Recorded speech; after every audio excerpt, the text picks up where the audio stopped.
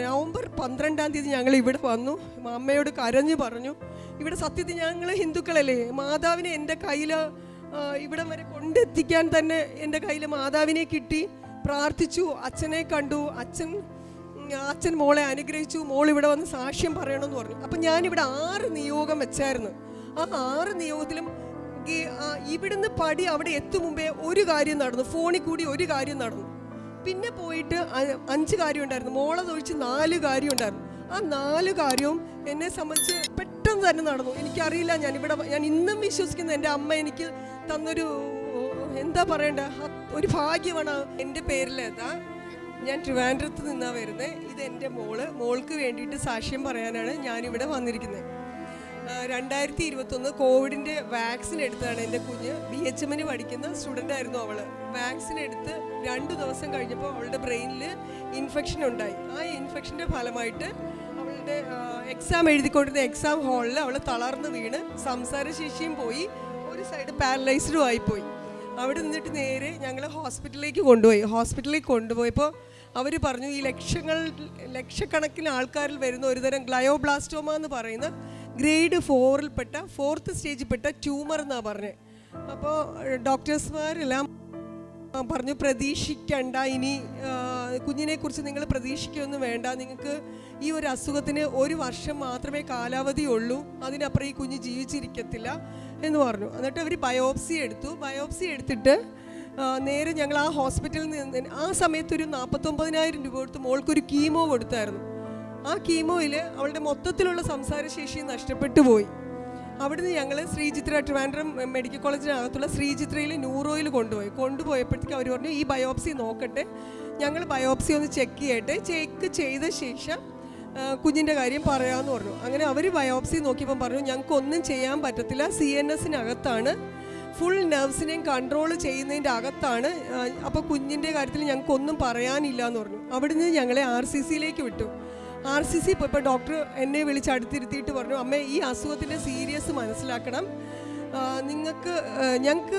ഞങ്ങൾ ഈ ഡോക്ടേഴ്സ്മാർക്ക് ഞങ്ങൾക്ക് നേരെ നിങ്ങളോട് ഇത് തുറന്നു പറഞ്ഞേ പറ്റത്തുള്ളൂ എന്ന് പറഞ്ഞു. അപ്പോൾ എന്നെ പിടിച്ച് അടുത്തിരുത്തിയിട്ട് ഡോക്ടർ പറഞ്ഞു, ഇന്ന കുഴപ്പങ്ങൾ ഈ അസുഖത്തിനുണ്ട്, ഈ അസുഖം വന്നവരാരും അധികം ജീവിച്ചിരുന്നിട്ടില്ല, അപ്പോൾ ഞങ്ങൾ സർജറി ചെയ്യാൻ പറ്റുമെങ്കിൽ ഞങ്ങൾ സർജറി ചെയ്യും, പക്ഷെ നിങ്ങൾ ഗ്യാരണ്ടി ഒന്നും ഈ കാര്യത്തിൽ ഇല്ല എന്ന് പറഞ്ഞു. അങ്ങനെ ഡോക്ടർ വന്ന് ബയോപ്സിയുടെ റിസൾട്ട് എല്ലാം നോക്കിയിട്ട് പറഞ്ഞു, സർജറി ചെയ്യാൻ, അവിടെയും അത് തന്നെ പറഞ്ഞ് സർജറി ചെയ്യാൻ പറ്റില്ല, നമുക്ക് റേഡിയേഷനും കീമോയിലും കൂടി നോക്കാമെന്ന് പറഞ്ഞു. അങ്ങനെ 33 റേഡിയേഷനും 95 കീമോ 1 വയലും ബാക്കിയെല്ലാം ടാബ്ലറ്റുമായിട്ടാണ് കുഞ്ഞിന് കൊടുത്തത്. അപ്പം ഏകദേശം അവൾക്ക് ഇത്രയും ഭാഗം തന്നെ മുടിയുണ്ടായിരുന്നു. അപ്പം ഈ കുഞ്ഞിനെ അവിടെ മുട്ടയടിച്ചിട്ടേ കൊണ്ടുപോകാൻ പറ്റുള്ളൂ. അവളെ ഏറ്റവും വലിയൊരു വീക്ക്നെസ് എന്ന് പറയുന്നത് മുടിയായിരുന്നു. അപ്പോൾ ഈ ബാർബർ ഷോപ്പിൽ നിന്ന് ആളെ വിളിച്ചപ്പോൾ അയാൾക്ക് വെട്ടാനൊരു സങ്കടം, അയാളിങ്ങനെ പിന്നി മെടഞ്ഞിട്ട മുടിയെ അറുത്ത് ഫുള്ളായിട്ട് എടുത്തിട്ട് പിന്നെ അവൾക്ക് എന്ത് ചെയ്യണമെന്നറിയില്ല. അവളുടെ മുടി പോയപ്പോൾ അവളുടെ ഏറ്റവും സങ്കടം, അവൾ കരഞ്ഞത് തന്നെ അവളുടെ മുടി പോയതിലായിരുന്നു ഏറ്റവും കൂടുതൽ. ഇത്രയും കീമോയും റേഡിയേഷനൊക്കെ എടുത്തെങ്കിലും അവൾക്ക് സഹിക്കാവുന്നതിന് അപ്പുറമായിരുന്നു ഈ മുടി മുറിച്ച് മാറ്റുക എന്ന് വെച്ചാൽ. അപ്പോൾ ഞാൻ പല സ്ഥലത്തും പോയപ്പോൾ പറഞ്ഞു, ഇനി കുഞ്ഞ് ഇരിക്കത്തില്ല, നിങ്ങൾക്ക് കിട്ടത്തില്ല, കോമയിൽ കിടക്കുന്ന ഒരു കുഞ്ഞിനെയാണോ നിങ്ങൾക്ക് ആവശ്യം. എല്ലാവരും മനസ്സ് എത്രത്തോളം നമ്മളെ മരവിപ്പിക്കുന്ന രീതിയിലായിരുന്നു അവരുടെയൊക്കെ സംസാരം. കിട്ടത്തില്ല, കുഞ്ഞിനെ കിട്ടത്തില്ല. ഒരു അമ്മയൊക്കെ ഒരിക്കലും സഹിക്കാൻ പറ്റാത്തൊരു കാര്യമാണ്, സ്വന്തം കുഞ്ഞിനെ കിട്ടില്ല എന്ന് ആര് പറഞ്ഞാലും ശരി തന്നെ, ഒരു ഡോക്ടറായാലും ശരി, മറ്റുള്ളവർ പറഞ്ഞാൽ നമ്മൾ ഇത്രയും വളർത്തി പളുങ്കുപോലെ ഇത്രയും വലുതാക്കി കൊണ്ടുവന്നിട്ട് നമ്മുടെ മുന്നിൽ നമ്മുടെ കുഞ്ഞിനെ കിട്ടില്ല എന്ന് പറയുമ്പോൾ ഒരിക്കലും ഒരു അമ്മയ്ക്ക് സഹിക്കാൻ പറ്റുന്നതിന് അപ്പുറമായിരുന്നു. ആ സംസാരത്തിൽ നിന്നിട്ടാണ് എൻ്റെ കുറേ ഫ്രണ്ട്സ്, ഭയങ്കര ക്രിസ്ത്യൻ വിശ്വാസിയായിരുന്നു, അവൾ പഠിച്ചത് ക്രിസ്ത്യൻ കോളേജിലുമായിരുന്നു. അപ്പോൾ അവൾ ഈ മൊബൈൽ എടുത്ത് വെച്ചിട്ട് ഫുൾ ടൈം കർത്താവിനെ ഇങ്ങനെ മനമുരുക്കി പ്രാർത്ഥിക്കുമായിരുന്നു. അമ്മയുടെ അടുത്ത് കൃപാസനത്തിലെ അമ്മയെ ഞങ്ങൾ ഈ യൂട്യൂബിൽ കൂടിയാണ് കണ്ട് മനസ്സിലാക്കുന്നതും പ്രാർത്ഥിക്കുന്ന മൊത്തവും കർത്താവിനെ വിളിച്ചിട്ടാണ് അവളുടെ പ്രാർത്ഥന ഫുൾ ടൈം. അങ്ങനെ ഞങ്ങളുടെ ഫ്രണ്ട്സൊക്കെ പറഞ്ഞു, നീ ഒരു കാര്യം ചെയ്യും, മോളെയും കൊണ്ട് നമുക്ക് പള്ളികളിൽ കൊണ്ടുപോകാം. അങ്ങനെ ഞാൻ മോളെയും ഈ തളർന്നു കിടക്കുന്ന കുഞ്ഞിനെ എടുത്ത് കാറിനുള്ളിലിരുത്തി ഞങ്ങൾ പള്ളികളിൽ പോകുമ്പോൾ അവിടെ ചെല്ലുമ്പോൾ ഈ കുഞ്ഞിനെ കാണുമ്പോൾ തന്നെ എല്ലാ അച്ഛന്മാരും വന്നിട്ട് മോളുടെ തലയിൽ തൊട്ട് അനുഗ്രഹിച്ചിട്ട് പറയും, ഒന്നും വരത്തില്ല മോളെ, നിനക്കൊന്നും വരില്ല, നീ പെട്ടെന്ന് റിക്കവറായി വരും. അവരുടെ ആ വാക്കുകളിലാണ് ശരിക്കും ഞാൻ ഏറ്റവും കൂടുതൽ മുറുകി പിടിച്ചിരുന്നത്. പിന്നെ കിട്ടുന്ന സമയം മൊത്തം ഞങ്ങൾ പള്ളിയിൽ പോയി അവിടെ ചെന്നിരുന്ന് പ്രാർത്ഥിക്കാൻ അറിയില്ല, എന്നാലും നമ്മുടെ രീതിയിൽ ഞങ്ങൾ പ്രാർത്ഥിക്കും, എൻ്റെ കുഞ്ഞിനെ തിരിച്ചു തരണം. അങ്ങനെ അങ്ങനെ കോവിഡ് സമയമായതുകൊണ്ട് ഞങ്ങൾ ഓൺലൈൻ വഴി ഉടമ്പടി എടുത്തായിരുന്നു കുഞ്ഞിന് വേണ്ടിയിട്ട്. അപ്പം എന്നിട്ട് ഞങ്ങൾ കൃപാസനത്തിൽ 2022 നവംബറിൽ ഇവിടെ കൊണ്ടുവന്നായിരുന്നു 12th കഴിഞ്ഞ നവംബർ മാസം 12-ാം തീയതി ഞങ്ങൾ ഇവിടെ കൊണ്ടുവന്നു. അതിനു മുമ്പേ മോളുടെ MRI സ്കാൻ എടുത്തായിരുന്നു. 1ാമത്തെ സ്കാനിങ്ങിൽ അവർ പറഞ്ഞു രക്ഷപ്പെടുത്താൻ പറ്റില്ല. 2ാമത്തെ സ്കാനിങ്ങിലും അതേ സ്റ്റേജ് തന്നെയായിരുന്നു. 3ാമത്തെ സ്കാനിങ്ങിന് പോയപ്പോൾ അവർ പറഞ്ഞു തല ഫുള്ള് സ്പ്രെഡായി, ഇനി നിങ്ങൾ ഇതിനെ പ്രതീക്ഷിക്കരുത് എന്നാണ് എന്നോട് പറഞ്ഞത്. അപ്പോൾ എന്തെങ്കിലുമൊക്കെ ആഗ്രഹങ്ങൾ കുഞ്ഞിനെ ഉണ്ടെങ്കിൽ സാധിച്ചു കൊടുത്തേക്കണം. അപ്പോൾ ഒരു രാത്രി ഒരു 2:30 മണിയാകുമ്പോൾ എനിക്ക് ഉറക്കമില്ല. ഏത് നിമിഷവും എൻ്റെ കണ്ണിന് മുന്നിൽ സാധിക്കും. അപ്പം ഞാൻ ഈ ഉണർന്നിരുന്ന് ഇങ്ങനെ കർത്താവിനെ വിളിച്ച് പ്രാർത്ഥിക്കും. എന്നിട്ട് അവളുടെ നെഞ്ചിലിങ്ങനെ കൈവയ്ക്കും, ജീവനുണ്ടോ എന്നുള്ളൊരു വെപ്രാളം കാരണം ഞാനിങ്ങനെ ഉണർന്നിരിക്കുമായിരുന്നു. അത് കഴിഞ്ഞിട്ട് രാത്രി ഒരു 2:30 മണിയപ്പോൾ എന്നോട് എണീച്ചിട്ട് പറഞ്ഞു, അമ്മ നമുക്ക് ഇവിടുന്ന് ഒന്ന് മാറാമോ, ഈ വീട്ടിൽ നിന്ന് ഒന്ന് മാറാമോ എന്ന് ചോദിച്ചു. ഞാൻ ചോദിച്ചു, മക്കളെ ഇത്ര പെട്ടെന്ന് നീ എന്നോട് ഇങ്ങനെ പറഞ്ഞു, ഞാൻ എവിടെ പോയി വേറെ പെട്ടെന്ന് മാറും, എന്താണെന്നറിയില്ല. പിറ്റേ ദിവസം തന്നെ ഡോക്ടർ പറഞ്ഞതാണ് എന്താണോ ആഗ്രഹം, വലിയ ആഗ്രഹങ്ങളല്ല ഡോക്ടർ സാധിച്ചു കൊടുക്കാൻ പറഞ്ഞത്, എങ്കിൽ പോലും ഒരു അമ്മയെ കൊണ്ട് സാധിച്ചു കൊടുക്കാൻ പറ്റുന്ന കുറച്ച് ആഗ്രഹങ്ങളുണ്ട്. ഞാൻ ഒന്നും ചിന്തിച്ചില്ല. മാർച്ച് മാസം 3-ാം തീയതി അത് എൻ്റെ വീടിന് സമീപത്ത് തന്നെ ഏകദേശം ഒരു 5-10 മിനിറ്റ് നടന്നു പോകുന്ന സ്ഥലത്ത് പോയി ഞാനൊരു 5.25 സെൻറ്റ് മേടിച്ചു. പക്ഷേ എനിക്കിനി ഭൂമിയിൽ വേറൊന്നുമില്ല, ഞാൻ ഈ സമ്പാദിക്കുന്നതൊന്നും എൻ്റെതല്ല, എൻ്റെ പിള്ളേരുടെ ആഗ്രഹം മാത്രം എനിക്ക് സാധിച്ചു കൊടുക്കണം. ഞാനൊരു 5.25 സെൻറ്റ് സ്ഥലം മേടിച്ചു. ഒറ്റ മനുഷ്യൻ പറഞ്ഞില്ല. രാവിലെ RCC പോകും, റേഡിയേഷൻ എടുക്കും, തിരിച്ചു വരും. ഈ വസ്തുവിൽ ഒരു പ്ലാൻ വരച്ചു. ഓൺലൈൻ വഴി ഫ്രണ്ട്സിനോട് പറഞ്ഞു, അവർ സാങ്ഷൻ മേടിച്ചു തന്നു. ഇവളെ കൊണ്ടുവന്ന് വീട്ടിൽ നിന്ന് റേഡിയേഷൻ കഴിഞ്ഞ് കൊണ്ടിരുത്തിയിട്ട് ഞാൻ ആ വസ്തുവിൽ മേസ്ത്രിമാരെ വിളിച്ച് പണിക്കാരെ വെച്ച് ഞാൻ എൻ്റെ ഇഷ്ടത്തിനനുസരിച്ച് ഞാൻ ഏത് ദിക്കിൽ ഏത് കോർണറിൽ നിന്നാൽ എൻ്റെ കുഞ്ഞിനെ കാണുന്ന രീതിയിൽ ഞാനൊരു വീട് മാർച്ച് 3-ാം തീയതി പണി തുടങ്ങി. ജൂൺ 19-ന് ഞാൻ ആ വീട്ടിനകത്ത് എൻ്റെ കുഞ്ഞിനെ കൊണ്ട് കയറി. ആ വീട് പണിയുന്ന സമയത്ത് മേസ്ത്രിമാർ ക്രിസ്ത്യൻസ് ആയിരുന്നു. അവരോട് പറഞ്ഞു, ആരും കാണണ്ട, ഞാൻ ഈ തരുന്ന കുരിശല്ല എന്നെ ഈ വീടിനകത്ത് ഇട്ടേക്കണം. അവരതുപോലെ അനുസരിച്ച് കുഞ്ഞ് എവിടെ ഇരുന്നാലും കാണുന്ന രീതിയിൽ ഒരു പ്ലാൻ ഞാൻ പൂർത്തിയാക്കി. അടുത്ത ഓഗസ്റ്റ് 17-നാണ് എൻ്റെ മോളുടെ സ്കാനിങ്. അതിനു മുമ്പേ എൻ്റെ ഈ കുഞ്ഞിനെ വീടിനകത്ത് കൊണ്ട് കയറ്റണം. എന്ത് ചെയ്യാം? അപ്പോൾ മേസ്ത്രിമാർ എൻ്റെ കൂടെ രാവും പകലും ഇല്ലാതെ ഒറ്റ മനുഷ്യനറിയാൻ ഞാനൊരു വീട് പൂർത്തിയാക്കി. എൻ്റെ റിലേറ്റീവ്സോ എൻ്റെ ബ്രദറോ എൻ്റെ ഒറ്റ മനുഷ്യനും അറിയില്ല. എൻ്റെ കൂട്ടുകാരെ എൻ്റെ തൊട്ടടുത്തിരിക്കുന്ന നെയ്ബേഴ്സ് പോലും അറിയാൻ ഞാനൊരു വീട് പൂർത്തിയാക്കിയിട്ട് കുഞ്ഞിനെ കൊണ്ട് കയറിയിട്ടാണ് ഞാൻ എല്ലാവരോടും പറഞ്ഞു ഞാനിങ്ങനെ വീട് മറിയുന്നു. കാരണം ഞാൻ ആ സമയത്ത് ഒരു വീട് വയ്ക്കാൻ പോവാണെന്ന് പറഞ്ഞാൽ ആരും എന്നെ സമ്മതിക്കത്തില്ല. കുഞ്ഞിൻ്റെ കാര്യമാണോ നിനക്ക് വലുത്, നിനക്ക് വീടാണോ ആവശ്യം എന്ന് അവരെല്ലാവരും ചോദിക്കത്തുള്ളൂ. പക്ഷേ എൻ്റെ മനസ്സിനകത്ത് എൻ്റെ കുഞ്ഞിൻ്റെ ആഗ്രഹമാണ് എനിക്ക് വലുതായിരുന്നത്. ഞാൻ പൂർത്തിയാക്കി ആ വീട്ടിൽ പോയി. ആ വീട്ടിൽ ചെന്ന് കയറിയ ശേഷം 2 ദിവസം കഴിഞ്ഞപ്പോൾ തന്നെ മോൾക്ക് ഭയങ്കരമായിട്ടുള്ള മാറ്റം. അപ്പം ഇന്നത്തെ സ്കാനിൽ ഫുൾ തലയിൽ സ്പ്രെഡായി കഴിഞ്ഞു എന്നാണ് ഡോക്ടേഴ്സ് പറഞ്ഞത്. പിന്നെ അവളുടെ മാറ്റങ്ങൾ എനിക്ക് ഭയങ്കരമായിട്ട് തോന്നി. ഞാൻ പിന്നെ ഡോക്ടേഴ്സ് തന്ന മരുന്നിൽ നിന്ന്, അതിപ്പോൾ ഇവിടെ പറയാമോന്നറിയില്ല, കുറച്ച് ടാബ്ലറ്റ് ഡോസിനെ ഞാൻ കുറച്ച് മാറ്റി കുറച്ച് കൊടുത്തു. ഞാനൊരു ഹോസ്പിറ്റലിൽ വർക്ക് ചെയ്യുന്ന ആളാണ്. അപ്പോൾ എനിക്ക് കുറച്ചൊക്കെ മെഡിസിൻസിനെ കുറിച്ചൊക്കെ ചെറുതായിട്ടൊക്കെ കാര്യങ്ങൾ അറിയാമായിരുന്നു. ആ മെഡിസിൻസിൽ നിന്ന് ഡോസ് കുറച്ച് മാറ്റിയിട്ട് ഞാൻ മോളെ ആ വീട്ടിലിരുത്തി തന്നെ ഞങ്ങൾ പ്രാർത്ഥന 24 hours പ്രാർത്ഥനയും കാര്യമായിട്ട് നടന്നു. എൻ്റെ ഫ്രണ്ട്സിനോട് എല്ലാവരോടും പ്രാർത്ഥിക്കാൻ പറഞ്ഞു. അങ്ങനെ ഓഗസ്റ്റ് 17-ാം തീയതിയിടന്ന് MRI എടുക്കാൻ പോയി. MRI എടുക്കാൻ പോയപ്പോൾ ഡോക്ടേഴ്സ്മാർ പറഞ്ഞു MRIയിൽ ആ സ്പ്രെഡായ സ്ഥലത്ത് ഒരു പഴയ ഓപ്പറേഷൻ ചെയ്ത റിപ്പോർട്ട്സ് ഉണ്ടെങ്കിൽ കൊണ്ടുവരണമെന്ന് പറഞ്ഞു. പക്ഷേ ഓപ്പറേഷൻ ചെയ്യാൻ പറ്റാത്ത സ്റ്റേജ് ആയിരുന്നു. അപ്പം ഞാൻ പറഞ്ഞു, ഡോക്ടർ ഞാൻ മോൾക്ക് സർജറി ഒന്നും കഴിഞ്ഞിട്ടില്ല.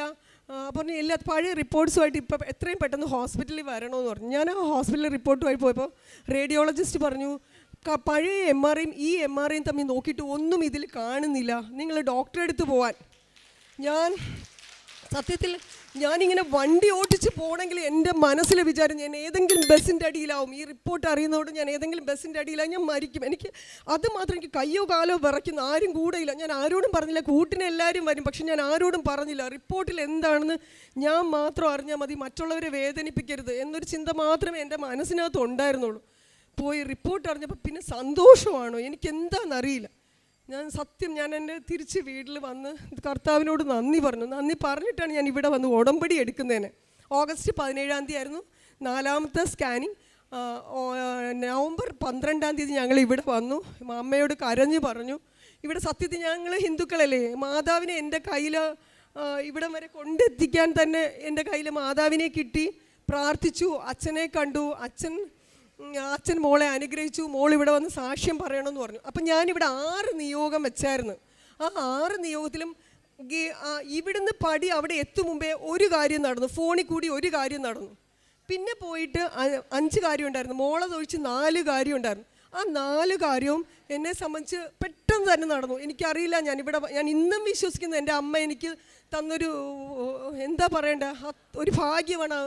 വലിയ വലിയ കാര്യങ്ങളൊന്നുമല്ല, എങ്കിൽ പോലും ആ വച്ച നിയോഗങ്ങളെല്ലാം നടന്നു. ലാസ്റ്റ് ഉള്ളതായിരുന്നു ഈ 8-ാം തീയതിയുള്ള MRI സ്കാൻ.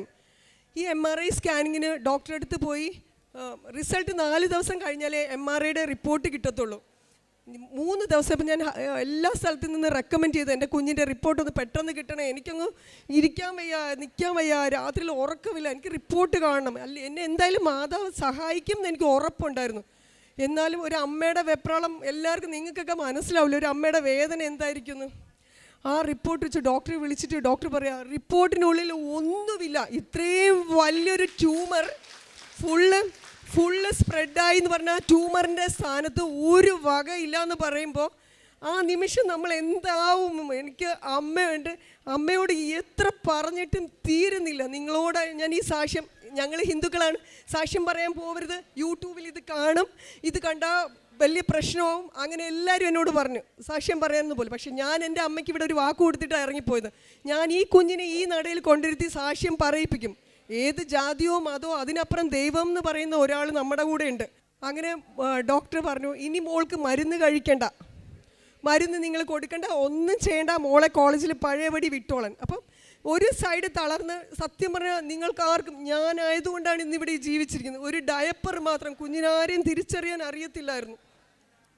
ഒരു അമ്മയ്ക്ക് ഇത്രയും പ്രായമുള്ളൊരു കുഞ്ഞിനെ തൂക്കിയെടുത്ത് ബാത്റൂമിൽ കൊണ്ടുപോകും. ഒരു പെൺകുഞ്ഞല്ലേ, നമുക്ക് മാത്രം, സ്ത്രീകൾക്ക് മാത്രമല്ലേ കൊണ്ടുപോകാൻ പറ്റുള്ളൂ, ബാക്കി എല്ലാ കാര്യവും ചെയ്യാൻ പറ്റത്തുള്ളൂ.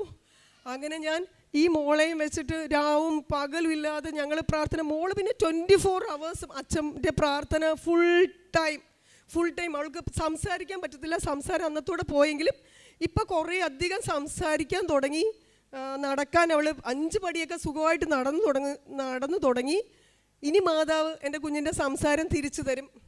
എൻ്റെ കുഞ്ഞ് കോളേജിൽ ഞാൻ ചേർക്കാൻ അഡ്മിഷൻ പോയി എടുത്ത് 2 വർഷം പോയി, 3ാമത്തെ വർഷമാണ് പഠിക്കാൻ പറ്റാത്തത്. അപ്പോൾ 1 വർഷം പോയി, വീണ്ടും അവളെ തിരിച്ച് പഴയപടി കോളേജിലാക്കണം. അതിന് മുന്നേ ഞാൻ അവിടെ ഞങ്ങളുടെ ട്രിവാൻഡ്രത്തുള്ള പള്ളിയിൽ പോയി കർത്താവിനോട് പ്രാർത്ഥിച്ചു, കർത്താവേ എൻ്റെ കുഞ്ഞിൻ്റെ ഈ പേര് നിന്നിലാൽ ഞാൻ ഇവളെ അറിയിക്കപ്പെടും ലോകത്തെ. ഈശോയും മറിയവും ചേർന്ന് എൻ്റെ മോളുടെ ഇപ്പം ഇരിക്കുന്ന പേര് മാറ്റിയിട്ട് ഞാൻ ഇമ എന്ന രീതിയിൽ ഞാൻ സാക്ഷ്യം പറഞ്ഞ് നിന്നെ അറിയിക്കും, ലോകം മൊത്തം അവളെ ഇമ എന്ന പേരിൽ അറിയപ്പെടണം എന്ന് പറഞ്ഞ് ഞാൻ അഫിഡവിറ്റ് വക്കീലിൻ്റെ കയ്യിൽ കൊടുത്ത് അഫിഡവിറ്റും കൊടുത്തിട്ടാണ് ഞാൻ ഈ നിങ്ങളുടെ മുന്നിലിരുന്ന് ഈ സാക്ഷ്യം പറയുന്നത്. എനിക്ക് അത്രയും എൻ്റെ മാതാവ് തന്നു. ഞാൻ പ്രാർത്ഥിച്ച എല്ലാ കാര്യവും എൻ്റെ മാതാവ് നടത്തി തന്നു. അപ്പോൾ എനിക്ക് അതാ ഞാൻ ഇന്ന് എൻ്റെ കുഞ്ഞിൻ്റെ പിറന്നാളാണ്, ഇന്ന് എൻ്റെ മോളുടെ പിറന്നാൾ. ആ ഒരു സമയത്തിന് എനിക്ക് ഇവിടെ എത്താൻ സാധിച്ചതുപോലും എൻ്റെ മാതാവായിട്ടാണ് എന്നെ ഇവിടെ എത്തിച്ചത്. അപ്പം നിങ്ങളുടെ എല്ലാവരുടെ പ്രാർത്ഥനയും അനുഗ്രഹവും ഇനിയും എൻ്റെ കുഞ്ഞിന് നിങ്ങളും കൂടി പ്രാർത്ഥിക്കണം എന്ന് മാത്രമേ എനിക്ക് പറയാനുള്ളൂ. എല്ലാവരും, എൻ്റെ വിശ്വാസം പോലെയാണ് നിങ്ങളുടെയും വിശ്വാസം. നമ്മുടെ അനുഭവങ്ങളിൽ കൂടിയാണ് നമ്മൾ മറ്റുള്ളവരോട് എല്ലാ കാര്യങ്ങളും പറഞ്ഞു കൊടുക്കുന്നത്. അതുകൊണ്ട് നിങ്ങളുടെ അനുഗ്രഹവും ആശംസകൾ എൻ്റെ കുഞ്ഞിനോട് എന്നും നിങ്ങളും കൂടി പ്രാർത്ഥിക്കണം എന്ന് പറഞ്ഞാൽ, ഇനി എന്തായാലും ഞാൻ ഡോക്ടറോട് എന്നിട്ട് ചോദിച്ചു, ഡോക്ടർ ഇനി എൻ്റെ കുഞ്ഞിന് എന്തെങ്കിലും വരുമോ? ദൈവത്തിന്, ഞാനും ഡോക്ടറാണ്, എനിക്ക് മേൽ ദൈവം ഉണ്ടെന്നുള്ളതാണ്, ഈ കുഞ്ഞാണ് അതിന് സാക്ഷി. അതുകൊണ്ട് ഇനി ദൈവത്തിൽ മാത്രം നിങ്ങളങ്ങ് വിശ്വസിച്ചാൽ മതി എന്നാണ് ആ ഡോക്ടർ എന്നോട് പറഞ്ഞത്.